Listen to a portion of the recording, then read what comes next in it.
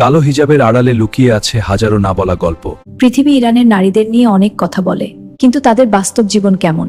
তারা কি শুধুই নিয়মের ভেতর বন্দী, নাকি কঠিন বাস্তবতার মাঝে গড়ে তুলেছেন নিজেদের এক নতুন পৃথিবী?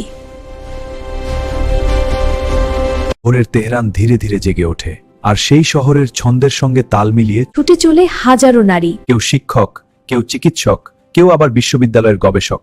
সমাজের কঠিন নিয়মের মাঝেও তারা থেমে থাকেনি। ইরানের বিশ্ববিদ্যালয়গুলোতে নারীদের উপস্থিতি এখন অত্যন্ত শক্তিশালী। হাজার হাজার নারী উচ্চশিক্ষায় এগিয়ে যাচ্ছে। কেউ সায়েন্স নিয়ে গবেষণা করছে, কেউ প্রযুক্তি নিয়ে কাজ করছে, আবার কেউ ভবিষ্যতের নতুন সমাজ গড়ার স্বপ্ন দেখছে। ইরানের ঐতিহ্যের সঙ্গে জড়িয়ে আছে নারীদের হাতের শিল্প। শত শত বছর ধরে ইরানি নারীরা তৈরি করে আসছেন বিশ্ববিখ্যাত পারস্য কার্পেট।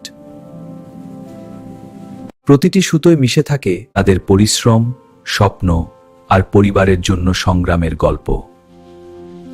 শুধু ঘরের ভেতর নয়, কেউ ফ্যাশন ডিজাইনার, কেউ আবার ছোট্ট দোকান থেকেই বদলে দিচ্ছেন নিজের পরিবারের ভবিষ্যৎ। দিনের ব্যস্ততা শেষে ইরানের নারীরা ফিরে যান পরিবারের কাছে, মা হিসেবে, কন্যা হিসেবে, কিংবা একজন জীবনযোদ্ধা হিসেবে। কঠিন বাস্তবতার মাঝেও তারা খুঁজে নেন ছোট ছোট সুখ।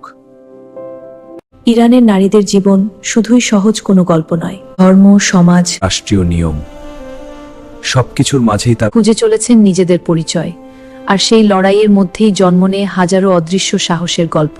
ইরানের নারীরা শুধু একটি দেশের নারী নয়, তারা সংগ্রামের প্রতীক, নীরব সাহসের প্রতিচ্ছবি, আর হাজারো সীমাবদ্ধতার মাঝেও বেঁচে থাকা স্বপ্নের আরেক নাম।